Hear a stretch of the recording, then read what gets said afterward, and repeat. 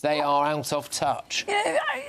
People will remember, I remember him very well in government. He was in both Blair's and Brown's government. He's an incredibly sensitive and wise man. And it's a pity that the Labour government aren't listening to him.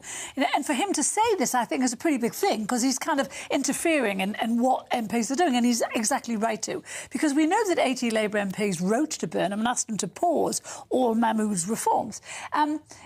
What is astonishing, and he touched on it, he's just saying they are, and you just did say it, they're catastrophically out of touch. How can they not know that illegal immigration is the number one... It's the number one problem of Britons. They don't want it. They're scared of it. We've just seen what happens here. And yet we have 80 MPs writing to the Prime Minister and a whole load of other ones who think it's all perfectly fine.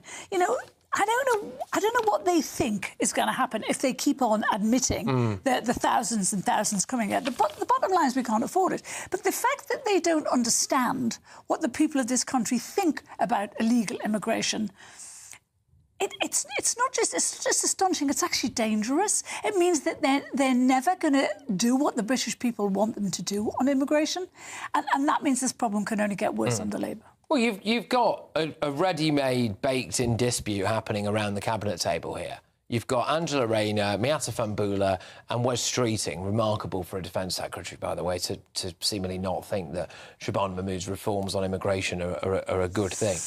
Versus Shabana Mahmood. And Alan Johnson is saying, back Mahmood.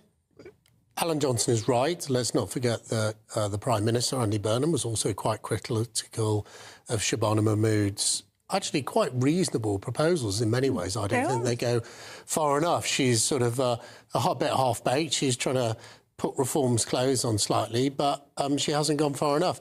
Look, it's just further evidence, if any was needed, that actually the Labour Party no longer represents the working man and woman of this country. They are not embedded in their community as they all claim. They are not embedded in the world of work. They're embedded in the world of benefits. And there is a sort of liberal, as you pointed out, one of the ministers there, sort of, wealthy, liberal, elite attitude that is so common across the left of British politics because they're not affected by it.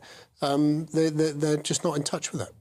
Yeah, I mean, Benjamin, we saw those clips there from Braintree. I mean, it's OK to not want your town to have that happen to it, isn't it?